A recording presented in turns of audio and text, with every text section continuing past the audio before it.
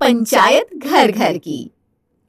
मोहाली में दो भाई सुखदेव और उसका परिवार और बलजीत और उसका परिवार साथ रहते थे। सुखदेव की पत्नी अक्सर उससे लड़ा करती थी। इतनी बार आपसे कह दिया अपने छोटे भाई से खेत के कागजों पर साइन करवा लो, पर आपको मेरी बात समझ में ही नहीं आती। वो मेरा छोटा भाई है, मैं उसे धोखा नहीं दे सकता। अरे धोखा कैसा? घर में रहता है, खाता है, पीता है, खेती बाड़ी तो आपने ही संभाल रखी है ना। हाँ मैंने संभाल रखी है, पर फसलें तो वही बेच कर आता है ना। अरे कोई पहाड़ नहीं टूट जाएगा अगर उससे जमीन अपने नाम करा लोगे तो। घर से तो नहीं निकाल रहे हो उसे? अरे भाग्यवान, उसकी एक बेटी भी है, कैसे करेगा उसकी शादी? तो उसकी बेटी की शादी के लिए अपना घर भी बेच दोगे क्या? कैसी बात करती हो, भगवान ना करे कभी ये ना बताए। एक बात सुन लो, या तो वो खेती अपने नाम करो या फिर इस घर का बंटवारा कर दो। तुम हंसते खेलते परिवार को अलग क्यों करना चाहती हो? परिवार कुछ नहीं होता, ये सब दिखावा है। जल्द से जल्द इस बात का फैसला कर लो वरना मैं घर छोड़कर चली जाऊंगी। दोनों बच्चे एक दूसरे को इतना प्यार करते हैं, तुम उन दोनों भाई बहनों को भी अलग कर दोगी? मैं ज्यादा इस बारे में बात नहीं करना चाहती। फैसला कर लो, या तो बंटवारा या फिर मैं और तुम्हारा लड़का। क्या चाहिए? सुखदेव ना चाहते हुए भी बंटवारे के लिए मान गया। बलजीत, मैं इस खेत का और घर का 2 हिस्सा कर रहा हूँ। लेकिन भाई हमारे पापा नहीं चाहते कि ऐसा कभी हो। अरे उनके चाहने ना चाहने से कुछ नहीं होगा, वो इस दुनिया में नहीं है अब। भाई आप इस हंसते खेलते परिवार को अलग क्यों करना चाहते हो? अरे मैं खुश नहीं हूँ, मेरे लिए यह हंसता खेलता परिवार नहीं है। आज से हमारा सब कुछ अलग है। आपने फैसला कर ही लिया है तो मैं कुछ बोलूंगा नहीं। बड़े भाई की बात मेरे लिए पत्थर की लकीर है। प्रीति ने जैसा चाहा वैसा हो गया। बंटवारे से प्रीति के अलावा कोई भी खुश नहीं था। सुनिए जी, खाना परोस दो आपको, ऐसे कब तक भूखे रहेंगे? विमला, मुझे तो समझ में ही नहीं आ रहा, भाई ऐसा कैसे कर सकते हैं? देखिए, जितना मैं जेठानी जी को जानती हूँ, मुझे लगता है ये सब उनका किया कराया है। अरे पर मुझसे कोई गलती या भूल तो नहीं होगी जिसके कारण भाई मुझसे नाराज हो गए हो? आप कैसी बात करते हैं, ऐसा कुछ भी नहीं है। जेठानी जी शुरू से नहीं चाहती थी कि हमारा परिवार एक रहे। रोहन और गीत भी एक दूसरे को याद करते थे। राखी का त्योहार था। माँ, मैं ताई जी के यहाँ जा रही हूँ भाई को राखी बांधने। वहाँ जाकर क्या फायदा? तेरी ताई जी तुझे राखी तो बांधने ही नहीं देगी। ताई जी नहीं बांधने देगी तो क्या हुआ, भाई तो राखी बनवाएगा ना। देख, मैं रिश्ता निभाने से कभी मना नहीं करती। अगर तुझे ऐसा लगता है तो तू जा सकती है। गीत अपने गेट से निकलकर रोहन के गेट में घुसती है। क्या बात है, राखी पर भाई की याद आ गई या फिर पैसों की याद आ गई? नमस्ते ताई जी, भाई की तो हमेशा ही याद आती है। मैं पैसे लेने नहीं आई हूँ, मैं तो भाई को राखी बांधने आई हूँ। अरे मुझे मत बताओ, सब पता है मुझे तेरा बाप कितना निकम्मा है। भेजा होगा तुझे कि राखी बांध और कुछ पैसे लेकर आ। आप मेरे पापा के बारे में इस तरीके से बात नहीं कर सकती। मुझे कोई पैसा नहीं चाहिए, मुझे बस अपने भाई को राखी बांधनी थी। उसका एग्जाम है, वो पढ़ रहा है और वो राखी बंधवाने बाहर नहीं आ सकता। ठीक है, तो मैं ही उसे राखी बांध देती हूँ। इस घर में तो कदम रख लिया, लेकिन इसके आगे आने की तुझे कोई जरूरत नहीं है। जा अपने घर, कोई राखी वाखी नहीं बनवानी। वक्त गुजरा। अब रोहन की शादी तय हो गई थी। माँ, अब तो भाई की शादी हो गई है, देखना अब सब कुछ ठीक हो जाएगा। मैं दुआ करूंगी बेटा कि जल्द से जल्द इस घर में वापस से खुशियाँ आ जाए। माँ सच कहूं, मैं बहुत खुश हूँ भाई की शादी के लिए। तेरी ताई ना बहुत बेकार है। वैसे वो तेरी भाभी को देखने ही दे, वही बहुत बड़ी बात है। मिलने की ख्वाहिश तो छोड़ ही दे तू। क्या पता भाभी आए तो ताई सुधर जाए और सबका मन बदल जाए। रोहन की शादी सोनी से हो जाती है। शादी होने के बाद अगले दिन ही प्रीति अपनी बहू को सिखाना शुरू कर देती है। सुनो बहू, ये मेरा हुक्म मानो या मेरा सुझाव, और कुछ भी कर लो पर इस घर में एक काम तुम नहीं कर सकती। जी माँ जी, जो आप कहेंगी मैं आपकी सारी बात मानूंगी। देखो, हमारे घर के पास में जो पड़ोसी है ना, वो बिल्कुल भी अच्छा नहीं है। तुम उनसे कभी भी बात नहीं करोगी। पर आप ऐसा क्यों कह रही हैं माँ जी? ज्यादा सवाल पूछने की जरूरत नहीं है। तुम्हें इस घर में जैसे रहना है रह लो, जो करना है करो, पर इन पड़ोसियों से बात नहीं करनी, मतलब नहीं करनी। एक दिन सोनी छत पे कपड़े सुखाने जाती है। सोनी के पड़ोसी जसमीत भी छत पर ही घूम रही थी। अरे अब तो रोहन भैया की पत्नी है ना, नजर ना लगे, अब तो बहुत खूबसूरत है। आपका बहुत बहुत धन्यवाद। मैं आपसे एक बात पूछ सकती हूँ अगर आप किसी से ना कहे तो? हाँ हाँ बिल्कुल पूछिए जी, मैं आपकी बातें किसी को नहीं बताऊंगी। ये जो हमारे साथ वाले पड़ोसी हैं ना, मेरी सासू माँ ने इनसे बात करने के लिए क्यों मना किया है? क्या ये लोग बुरे हैं? अरे नहीं जी भाभी, ये तो बहुत अच्छे लोग हैं, और आपको पता है रिश्ते में ये आपके सगे चाचा लगते हैं। तो फिर माँ जी ने मुझे इनसे बात करने के लिए मना क्यों किया? वो तो बंटवारा होने के बाद दोनों लोग अलग हो गए हैं। गीत अपनी भाभी को देखने के लिए छत पर जाकर नीचे आंगन की तरफ देख रही थी। तो छत से मेरे घर में ताका झाकी कर रही है, शर्म नहीं आती तुझे? नहीं ताई जी, मैं तो बस भाभी को देखना चाहती थी। अरे मैं जानती हूँ जासूसी कर रही है तू। मेरी घर की बहू के घर से क्या आया है क्या नहीं, यही ना? नहीं नहीं, ऐसा कुछ नहीं है ताई जी। अरे कोई जरूरत नहीं मेरी बहू को देखने की, दीवार ऊंची कर दूंगी ना तो सारी ताका झाकी बंद हो जाएगी। गीत घर के अंदर चली जाती है। प्रीति जाकर अपनी बहू को डांटती है। तुझे कहा था ना कि पड़ोसी से बात करने की कोई जरूरत नहीं है। माँ जी, वो तो मेरे सगे चाचा जी हुए, उनसे कैसी दूरियां? अरे कोई जरूरत नहीं है इन लोगों की शक्ल देखने की, इनकी शक्ल देख के ना सारे काम खराब हो जाते हैं। ठीक है, आप जैसा कहती हैं मैं वैसा ही करूंगी। कुछ दिन बाद प्रीति सामान खरीदने बाजार जाती है। सोनी छत पर जाके गीत को बुलाती है। दीदी नमस्ते, मैं आप लोगों से बहुत वक्त से मिलना चाहती थी, माफ करिएगा मैं मिल नहीं सकी। भाभी आप तो बहुत सुंदर है, एकदम हीरोइन जैसी। आपको माफी मांगने की कोई जरूरत नहीं है, हम ताई जी को बहुत अच्छे से जानते हैं। दीदी, माँ जी दिल की बुरी नहीं है, पर न जाने वो आप लोगों के साथ ऐसा क्यों करती है। भाभी मैं जानती हूँ ताई जी दिल की बुरी नहीं है। हम दोनों के परिवार में खेत और इस घर को लेकर लड़ाई झगड़े के कारण बंटवारा हो गया था। पर बंटवारा हुआ क्यों था? ताई जी को ऐसा लगता था कि ताऊ जी ये घर जमीन सब कुछ मेरी शादी में मेरे लिए लुटा देंगे। अरे तो क्या हो गया, तुम भी उनकी लड़की की तरह ही तो थी, उनकी सोच में गलत क्या था? ताई जी नहीं चाहती थी कि सब कुछ मुझे मिले, वो चाहती थी कि उनके बेटे के नाम सब कुछ हो जाए, इसलिए उन्होंने बंटवारा करवा दिया। और पापा जी ने इस बंटवारे को रोका नहीं? भाभी जब से पापा और ताऊ जी अलग हुए हैं ना, तब से दोनों ही उदास रहते हैं। वो दोनों तो कभी अलग होना ही नहीं चाहते थे। आपसे मिलकर बहुत अच्छा लगा, मैं नीचे जाती हूँ, माँ जी आ गई तो हंगामा कर देंगी। कुछ समय बाद गीत की शादी एक बहुत बड़े घराने में तय हो गई।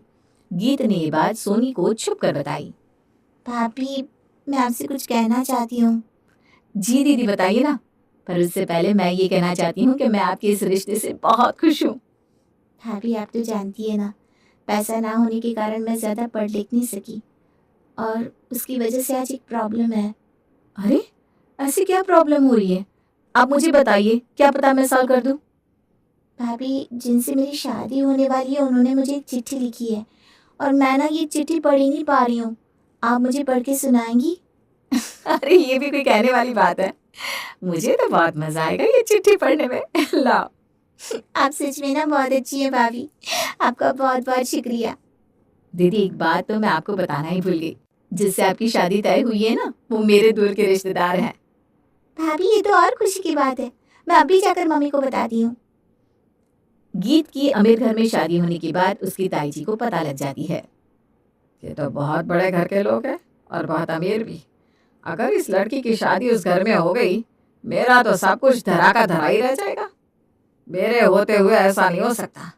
मैं इस लड़की की शादी उस अमीर घर में कभी होने ही नहीं दूंगी। प्रीत गीत के ससुराल वालों को अपने घर बुला लेती है। देखिए मैंने आपको यहाँ इसलिए बुलाया है क्योंकि मैं आप लोगों का बुरा नहीं चाहती। देखिए बहन जी, जो भी कहना है साफ साफ कहिए। अरे जिस घर में आपने रिश्ता भेजा है ना, वो मेरी भतीजी है। अरे क्या बताऊं, वो लड़की चरित्रहीन है, पता नहीं कितने चक्कर चला रखे है उसने। अब बड़ी है तो जो मन हो वो नहीं कह सकती, अब किसी की लड़की के बारे में बात कर रही हो। बेटा अभी तुम बच्चे हो, भला मैं अपने परिवार की बुराई क्यों करूंगी। अगर आप सच कह रही है तो मैं इस घर में रिश्ता नहीं करूंगी, पर आपको ये बात साबित करनी होगी। अरे जी बिल्कुल, मैं ये बात साबित कर सकती हूँ। मेरी बहू सोनी, उसे तो आप अच्छे से जानते हो। हाँ जी, वो तो हमारी बेटी जैसी है। शुरू से लेकर आज तक उसने कभी झूठ नहीं बोला। वो बहुत सभ्य और सुशील लड़की है। ठीक है, तो मैं उसे अभी बाहर लेकर आती हूँ। वो आपको उस लड़की के बारे में सारी सच्चाई बता देगी। प्रीति अपनी बहू को लेने उसके रूम में जाती है। बहू, मैंने तुझे अब तक माफ कर दिया, चाहे तूने जो भी किया हो, पर अब मैं जो बोल रही हूँ वो ध्यान से सुन। जी माँ जी, क्या बात है? बाहर गीत के ससुराल वाले बैठे हैं, तू उनसे जाकर गीत और उसके घर वालों की बुराई कर। नहीं माँ जी, मैं ऐसा बिल्कुल नहीं करूँगी। चाचा जी, चाची जी और गीत सब बहुत अच्छे हैं। बहू, अगर तूने ऐसा नहीं किया और एक भी अच्छा शब्द अपने मुंह से निकाला तो मैं तुझे इस घर से निकाल दूंगी। सोनी रूम से बाहर जाकर मेहमानों से मिलती है। बेटा सच सच बताना, गीत कैसी लड़की है? ये उसकी और मेरी दोनों की फैमिली की इज्जत का सवाल है। आंटी जी, मैं आपको बचपन से जानती हूँ और ननद को भी। मैं आपसे झूठ नहीं बोलूंगी। हाँ बेटा, खोल के बोल जो भी बात है। आंटी जी, मेरी ननद बहुत अच्छी है। चाचा जी, चाची जी, सबका व्यवहार भी बहुत अच्छा है। गीत दीदी तो घर से जल्दी बाहर तक नहीं आती। गगन के परिवार वाले प्रीति को 4 बातें सुनाकर वहां से चले जाते हैं। आज तक तुझे किसी चीज के लिए मना नहीं किया मैंने, सुनी। तूने जो किया है इसकी सजा तुझे मिलकर रहेगी। माँ जी, मैं किसी के लिए भी झूठ नहीं बोल सकती। और गीत दीदी तो बहुत अच्छी हैं। आप क्यों उनसे परेशान हैं, मुझे समझ में नहीं आता। अब तू इस घर में नहीं रह सकती, तेरी यहाँ कोई जगह नहीं। आप मुझे यहाँ से निकाल नहीं सकती। मैं आपके बेटे से आपकी शिकायत कर दूंगी। मैं उसे कुछ पता चलने दूंगी तब तो। वैसे भी वो अभी घर पर है नहीं। जब तक वो आएगा तब तक मैं तुझे धक्के देकर यहाँ से निकाल चुकी हूँगी। प्रीति सोनी को घर से बाहर कर देती है। शाम को रोहन घर आता है। माँ, सोनी कहाँ है? दिखाई नहीं दे रही। देख बेटा, मैंने उसे बस इतना बोला कि घर पर थोड़ा काम है, वो करके फिर चली जाना मायके पर। माँ, क्या बात है? पूरी बात बताओ ना। अरे बेटा, उसने तो मुझे इतनी खरी खोटी सुनाई और देख मुझे जोर का धक्का देकर चली गई। माँ, ये चोट अब मुझे दिखा रही हो? कितना खून निकल रहा है। पहले दिखा नहीं सकती थी। अरे बेटा, छोड़ना, घर की बात है, कोई बात नहीं। वो भी किसी की लड़की है, बच्ची है, अभी अकल नहीं है। कोई बच्ची बच्ची नहीं होता। माँ, तुमसे ऊपर मेरे लिए कोई नहीं। और अब उस लड़की के लिए इस घर में कोई जगह नहीं। नहीं नहीं बेटा, ऐसा मत बोल। कहाँ जाएगी बेचारी? यही तो उसका असली घर है। कह दिया तो कह दिया। बस अब वो इस घर में कभी कदम नहीं रख सकती। कुछ दिनों बाद गीत की रोहन से मुलाकात होती है। भाई, भाभी को घर ले आओ प्लीज। देख गीत, मैं तुझे सगी बहन जितना प्यार करता हूँ, लेकिन तेरी भाभी ने जो किया है उसके बाद मैं उसे घर में कभी नहीं ला सकता। भाई, भाभी ने कुछ नहीं किया। जो कुछ किया ताई जी ने किया है। क्या कह रही हो तुम? भाई, मेरे लिए जो रिश्ता आया था वो भाभी के रिश्तेदार थे। ताई जी ने मेरे रिश्ते को तोड़ने के लिए भाभी से मेरे बारे में बुरा बोलने को कहा और भाभी ने उनकी बातों से इनकार कर दिया। पर गीत, माँ ऐसा क्यों करेगी? भाई, ताई जी ने ही ये किया है। उन्होंने इस चिढ़ से भाभी को भी घर से निकाल दिया और आपसे झूठ बोला कि भाभी ने ये सब कुछ किया है, जबकि सब कुछ सिर्फ और सिर्फ ताई जी ने किया था। सुनी, तूने मुझे इतना बड़ा पाप करने से बचा लिया। मैं तो उसे डिवोर्स ही देने जा रहा था। नहीं भाई, जाओ और भाभी को लेकर आओ। भाभी जैसी लड़की आपको कभी नहीं मिल सकती। गीत की सगाई का दिन था। रोहन अपनी पत्नी को लेने निकला था और तभी रोहन के चाचा का फोन बजा।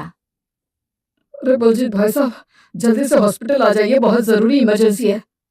लेकिन आज मेरी बेटी की सगाई है, ऐसा क्या हो गया?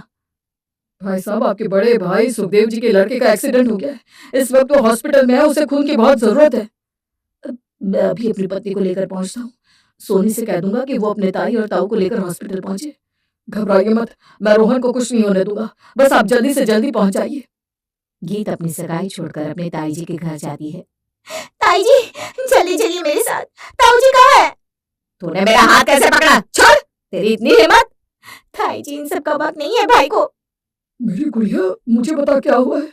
मेरा बच्चा ठीक तो है ना? नहीं ताऊ जी, भाई का एक्सीडेंट हो गया और उन्हें बहुत चोट लगी है। मेरे बच्चे के पास कौन है अभी? जल्दी जल्दी चलो, न जाने कैसे कितनी चोट लगी होगी। ताऊ जी घबराइए मत, पापा और मम्मी भाई के पास पहुंच गए हैं। मैं आप लोगों को अपने साथ लेने आई हूँ। मुझे माफ कर देना बेटा, मैंने तुम्हारे बारे में इतना गलत सोचा। आप भी मेरी माँ जैसी है। आपको हक है मुझे बोलने का। मेरे इतने गलत व्यवहार के बाद भी तुमने अपनी सगाई मेरे बेटे के लिए बीच में रोक दी। वो मेरे भाई भी है, उनसे बढ़कर मेरी ये सगाई और शादी नहीं है ताई जी। प्रीति हॉस्पिटल पहुंची, अपने बेटे और देवर को देखकर रोने लगी। विमला, मुझसे कितना बड़ा पाप हो गया। मैंने अपने भाई जैसे देवर के साथ ये सब क्या किया। जेठानी जी रोइए नहीं, सब ठीक हो जाएगा। अपने अपने ही होते हैं, ये हमारा भी तो बेटा है। हाँ, देवर जी उसे अपना खून दे रहे हैं और मैंने एक छोटी सी जमीन के लिए उन्हें उनके परिवार से अलग कर दिया। जेठानी जी, कोई किसी को अलग नहीं करता। ये दिल के रिश्ते हैं, खून के रिश्ते। ये बोलने से टूट नहीं जाते। मैंने अपनी इस फूल जैसी भतीजी का घर भी तोड़ना चाहा और ये बच्ची अपने भाई का घर टूटता हुआ ना देख सकी। ताई जी, आप जाओ और भाभी को वापस लेकर आओ, अभी भी देर नहीं हुई है। प्रीति अपनी बहू के घर जाती है। बहू, मुझे माफ कर दे। मैं नफरत में इतनी अंधी हो गई कि मुझे कुछ दिखाई नहीं दिया। माँ जी, आप माफी मत मांगिए, आप बड़ी हैं मुझसे। बहू, मेरे साथ घर चल, मैं तुझे लेने आई हूँ। ठीक है माँ जी, पर मेरी भी एक शर्त है। अरे बहू, तू जो बोलेगी मैं वो करूंगी। अपनी गलती का पश्चाताप अब मुझे करना ही है। माँ जी, आप घर की उस दीवार को गिरा दो जिसकी वजह से ये दूरियां हैं। हाँ हाँ बेटा, वो दीवार तो मैं गिरवा ही दूंगी। माँ जी, उस दीवार के साथ साथ मन में से ये नफरत की दीवार भी गिरा देना। अपने हमेशा अपने होते हैं। प्रीति घर और मन की दीवार गिराकर सबको अपना मान लेती है।